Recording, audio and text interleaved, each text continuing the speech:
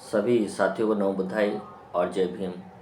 मित्रों, आज हम मना रहे हैं सम्राट अशोक का 2328वां जन्मोत्सव। हमें ये पता होना चाहिए कि सम्राट अशोक का जन्म जो है हिंदी मासिक कैलेंडर के अनुसार मनाया जाता है, जो कि चैत्र शुक्ला अष्टमी के दिन मनाया जाता है। इसलिए अंग्रेजी कैलेंडर के अनुसार अलग अलग तिथि को ये आता है। इस बार 16 अप्रैल 2024 को ही संपूर्ण देश में सम्राट अशोक का जन्मोत्सव मनाया जा रहा है। सम्राट अशोक का जन्म 304 ईसा पूर्व होता है और इनका राज्याभिषेक 269 ईस्वी में होता है और राजा बनने के पश्चात 8 वर्ष के बाद ही कलिंग का युद्ध छिड़ जाता है। और ये कलिंग का युद्ध सम्राट अशोक के जीवन को बदल के रख देता है। मौर्य शासक जो हिंदू सम्राट कहलाए और हिंदू सम्राट के रूप में तीसरे सबसे प्रतापी मौर्य शासक रहे। इनके दादा अजातशत्रु और पिता बिंदुसार का नाम भी इतिहास में गिना जाता है और एक प्रतापी शासक के रूप में माना जाता है। लेकिन चक्रवर्ती सम्राट जो कहलाने वाले पहले हिंदू राजा के रूप में सम्राट अशोक को माना जाता है। लेकिन अपने शासनकाल के अंदर 8 साल के बाद ही 261 ईसा पूर्व में कलिंग का एक भीषण युद्ध होता है, जो कि वर्तमान समय में उड़ीसा में स्थित है। और एक कलिंग का युद्ध मात्र अच्छे घोड़ों को प्राप्त करने के लिए किया गया, क्योंकि कलिंग के घोड़े जो है विश्व प्रसिद्ध थे और अशोक चाहते थे कि उनके सेना के लिए उन घोड़ों का होना अनिवार्य है और इन्हीं को प्राप्त करने के लिए कलिंग का युद्ध हुआ। नंदगुप्त नाम का राजा वहाँ पर शासन किया करता था, उससे ये युद्ध हुआ। सम्राट अशोक युद्ध कला में बहुत ही पारंगत थे और बड़े बड़े राजा उनके नाम से ही थर्राया करते थे। और कलिंग युद्ध के बारे में कहा जाता है कि 1 लाख लोगों की उसके अंदर हत्या की गई, जिसमें अनेक महिलाएं और बच्चे भी मारे गए। और जब युद्ध के बाद अशोक देखते हैं कि चारों तरफ क्रंदन करने वाली महिलाओं की आवाज़ उन्हें सुनाई देती है, तो बड़े दुखी होती है, अपने घर में कैद हो जाते हैं। और निग्रोध नाम के उनके भतीजे होते हैं जो कि पहले से ही बौद्ध धर्म के अनुयायी होते हैं, उनसे संपर्क में आते हैं, प्रेरणा लेते हैं और उससे प्रेरित होकर ये तय करते हैं कि उन्हें भी अब बौद्ध धर्म अपनाना है। और उपगुप्त नाम के बौद्ध भिक्षु के द्वारा सम्राट अशोक को बौद्ध धर्म की दीक्षा दिलाई जाती है। और यहीं पर सम्राट अशोक अपने हथियार, अपनी तलवार को त्याग देते हैं और कसम खाते हैं कि जीवन में कभी हथियार नहीं उठाएंगे और किसी पर आक्रमण नहीं करेंगे और अपना संपूर्ण जीवन बौद्ध धर्म के प्रचार प्रसार में लगा देंगे। लेकिन ये देखिए, एक आश्चर्य की बात है कि लंबे समय तक शासन करने के बावजूद भी किसी राजा की ही हिम्मत नहीं हुई कि अशोक के शासन पर हमला या आक्रमण कर सके, क्योंकि उन्हें पता था कि वो महान शासक हैं जिसने तलवार चलाना छोड़ा है, लेकिन तलवार चलाना भूले नहीं हैं। यदि हम इनसे युद्ध करेंगे तो हमारी वही दशा होगी। अशोक का एक नियम था कि प्रतिदिन 1000 भूखे, अपाहिज, विकलांग, वृद्ध लोगों और ब्राह्मणों को जब तक भोजन नहीं करवा देते थे, तब तक अपने दिन का भोजन नहीं करते थे। सम्राट अशोक ने बौद्ध धर्म तो ग्रहण किया, लेकिन उसे कभी भी राजकीय धर्म नहीं बनाया, क्योंकि उनकी मान्यता यह थी कि सभी लोगों को अपनी इच्छा के अनुसार अपने अपने धर्म का पालन करने की इजाज़त होनी चाहिए। तो सभी धर्मों के प्रति वो सहिष्णु थे और सबका वो सम्मान करते थे। सम्राट अशोक ने अपने पुत्र महेंद्र और पुत्री संघमित्रा को श्रीलंका और एशिया के देशों में प्रचार प्रसार के लिए भेजा और उन्होंने अपना संपूर्ण जीवन बौद्ध धर्म की प्रसार में लगाया। ये कहा जाता है कि सम्राट अशोक के शासनकाल में जितना बौद्ध धर्म का विस्तार हुआ, उतना फिर कभी आगे चलकर नहीं हुआ।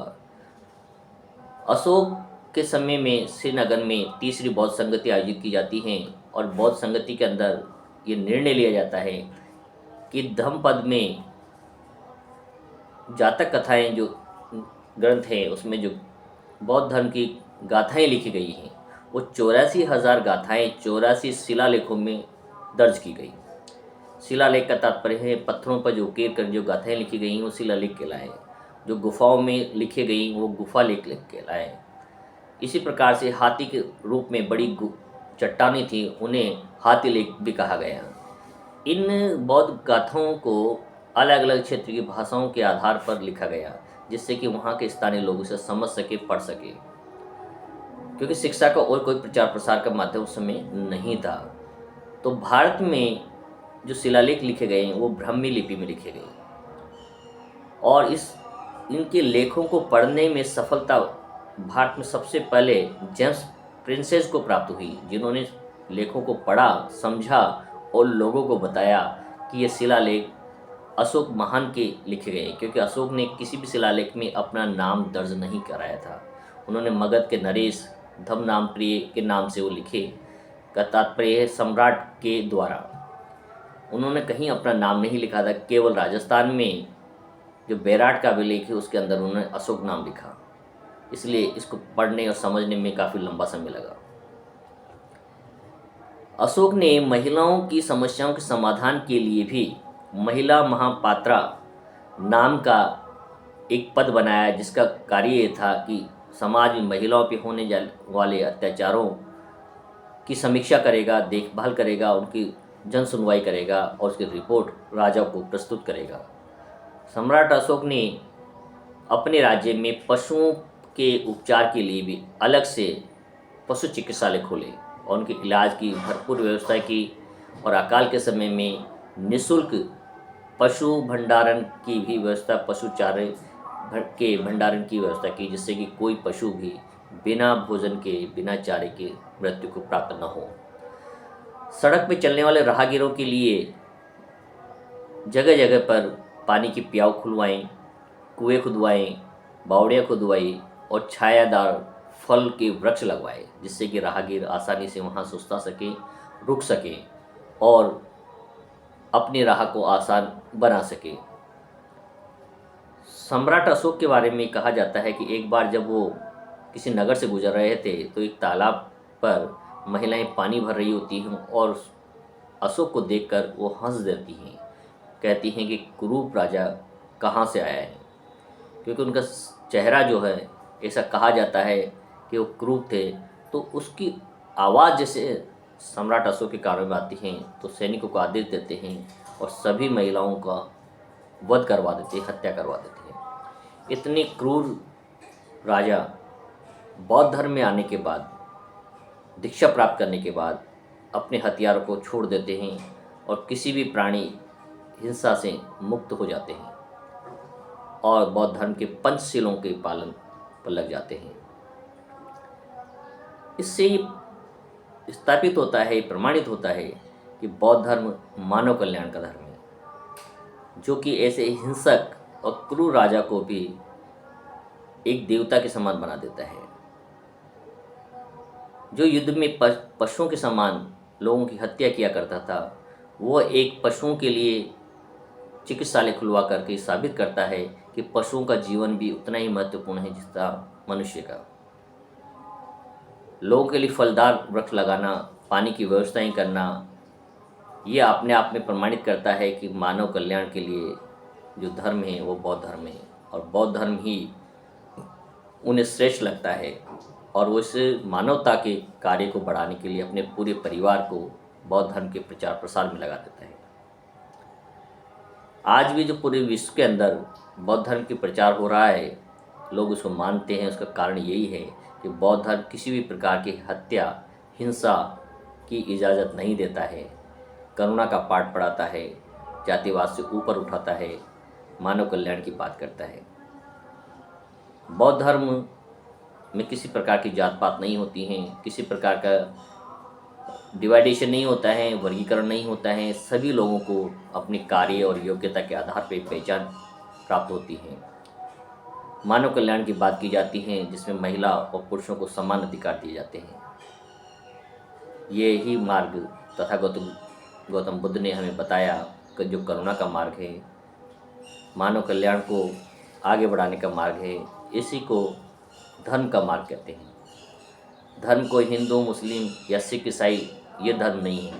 धर्म का तात्पर्य ही मानव का कल्याण। मानव के कल्याण में यदि कोई बाधा आती है तो उसका निराकरण करने का जो उपाय किया जाता है उसी को धम्म कहते हैं। धम्म धारण करने का तात्पर्य है। ऐसे विचार जो हम धारण करें और मानव कल्याण के हितकारी हों उसी को धम्म कहा जाता है। बौद्ध कोई धर्म नहीं है, एक जीने की कला है, शाश्वत सत्य है, जिसे एक तथागत गौतम बुद्ध ने अपने अनुभव के आधार पे खोजा और मानव के लिए लोगों को उसका प्रचार प्रसार किया और लोगों को उन्हें संदेश के रूप में दिया। आप सबको एक बार फिर से सम्राट अशोक के जन्मोत्सव की हार्दिक शुभकामनाएं, मंगल कामनाएं। आप सबका मंगल हो, कल्याण हो। भवतु सब मंगलं, भवतु सब मंगलं, भवतु सब मंगलं। साधु साधु साधु।